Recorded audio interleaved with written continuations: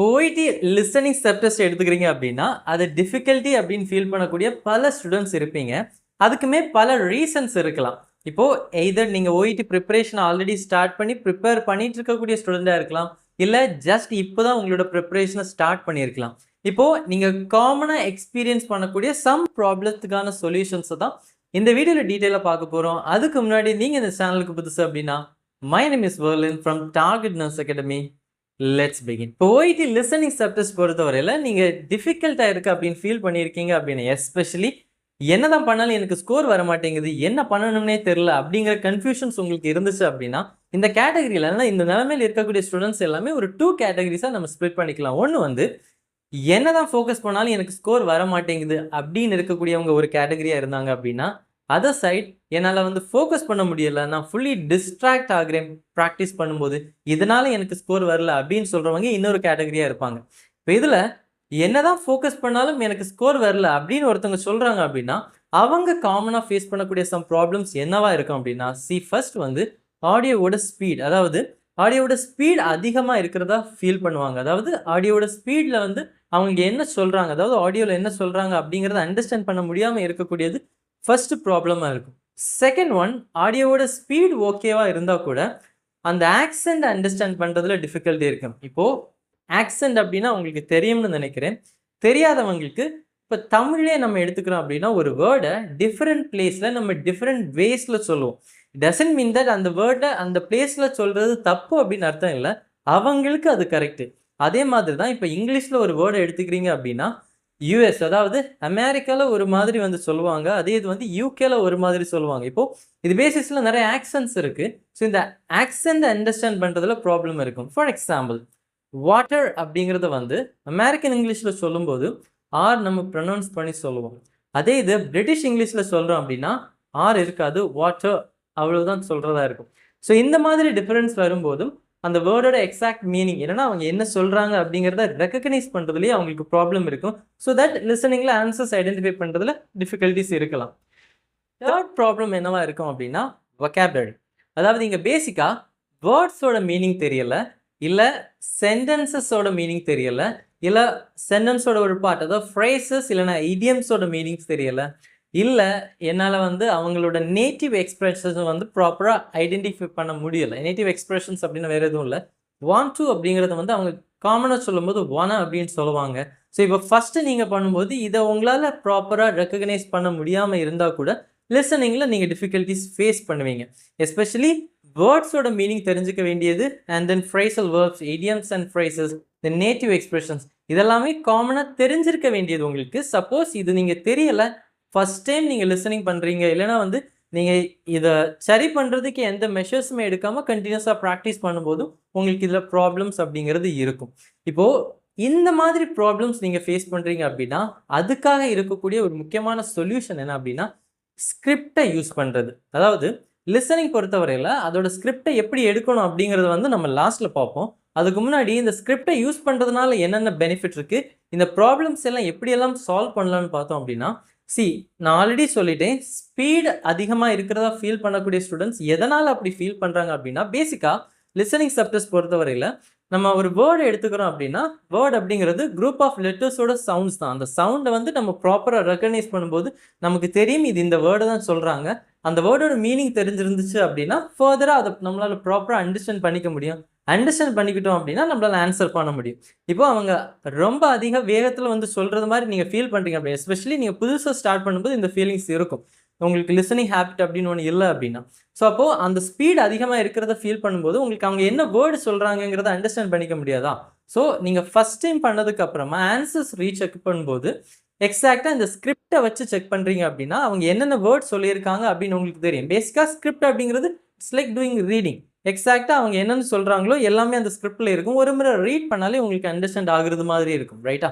So அப்போது இந்த ஸ்கிரிப்டை நீங்கள் ஒரு முறை ரீட் பண்ணிவிட்டு அதுக்கப்புறம் திரும்ப ஆடியோவை கேட்குறீங்க அப்படின்னா நெக்ஸ்ட் டைம் கேட்கும்போது உங்களால் பெட்டராக அந்த வேர்ட்ஸை ரெக்கக்னைஸ் பண்ண முடியும். இதே ப்ராப்ளம் தான் ஆக்சன்ஸ்லையுமே வருது. அதாவது அவங்க சொல்லும்போது இந்த வேர்டை தான் சொல்கிறாங்க அப்படின்னு சம்டைம்ஸ் உங்களால் ரெக்கக்னைஸ் பண்ண முடியலை அப்படின்னா உங்களுக்கு ரைட் ஆன்சர்ஸ் பண்ணுறதுல டிஃபிகல்ட்டிஸ் இருக்கும். இப்போ அதையுமே இந்த ஸ்கிரிப்டை யூஸ் பண்ணி, அதாவது நீங்கள் ஒரு முறை லிசனிங் ப்ராக்டிஸ் பண்ணிடுவீங்க, அதுக்கப்புறமா அந்த லிசனிங்கோட டோட்டல் ஸ்கிரிப்டை எடுத்துகிட்டு அவங்க என்னென்ன சொல்லியிருக்காங்க அப்படிங்கிறத வந்து ப்ராப்பராக ரீட் பண்ணி அண்டர்ஸ்டாண்ட் பண்ணிக்கிறீங்க அப்படின்னா எக்ஸாக்டாக ஓகே இந்த வேர்டு தான் சொல்கிறாங்க அப்படிங்கிறத உங்களால் ஐடென்டிஃபை பண்ண முடியும். ஸோ தட் ரைட் ஆன்சர்ஸுமே உங்களால் கிளியராக சூஸ் பண்ண முடியும்.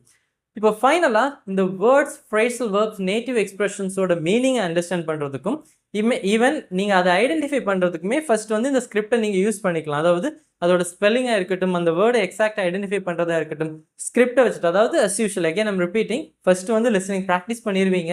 அதுக்கப்புறமா ஆன்சர்ஸ் செக் பண்ணும்போது ஸ்கிரிப்டை எடுத்து வச்சு உங்களுக்கு எது தெரியலையோ ஸோ அதை அண்டர்லைன் பண்ணிப்போங்க. அதோட மீனிங்கை வந்து கூகுளில் சர்ச் பண்ணி ஐடென்டிஃபை பண்ணிப்பீங்க. தென் இது மூலமாக உங்களோட ப்ராப்ளம்ஸை வந்து நீங்கள் சால்வ் பண்ண முடியும். இது வந்து காமனாக, அதாவது எனக்கு ஸ்பீட் அதிகமாக இருக்குது, ஆக்சன்ட் அண்டர்ஸ்டாண்ட் ஆக மாட்டேங்குது, எனக்கு மீனிங்ஸ் தெரியலை அப்படிங்கிற கேட்டகரியில் நீங்கள் வரீங்க அப்படின்னா உங்களுக்கு இருக்கக்கூடிய சொல்யூஷன் எஸ்பெஷலி ஸ்கிரிப்டை யூஸ் பண்ணுறது.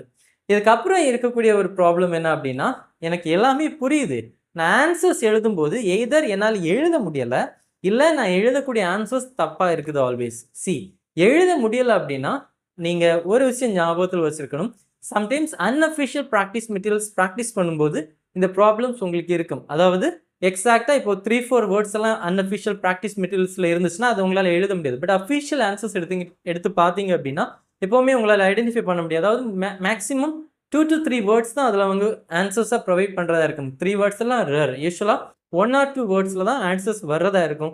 ஸோ நீங்கள் அஃபிஷியல் மெட்டீரியல்ஸ் ப்ராக்டிஸ் பண்ணுறீங்க அப்படின்னா கண்டிப்பாக உங்களால் வந்து ஆன்சர்ஸ் எழுத முடியும் அந்த டைமுக்கு முன்னாடி.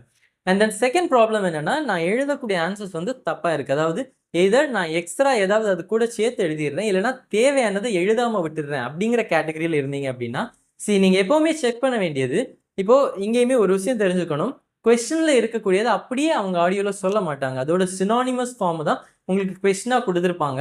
ஸோ பேசிக்காக நீங்கள் என்ன பண்ணணும் அப்படின்னா, ஆடியோவில் ஆன்சர் வேர்ட் வரும்போது அதை நோட் பண்ணிப்பீங்க. தென் அந்த பிளேஸில், அதாவது நீங்கள் எழுதியிருக்கக்கூடிய பிளேஸில் அது ஆப்டாக இருக்கா அப்படிங்கிறத வந்து செக் பண்ணிப்பீங்க. எதர் இப்போது ஏதாவது வேர்டு நீங்கள் அடிஷ்னலாக எழுதும்போது அதே வேர்டு அதில் இருந்துச்சு அப்படின்னா அதை வந்து ரெப்படிஷனாக எடுத்துப்போம். ஸோ அதை அவங்க கன்சிடர் பண்ண மாட்டாங்க.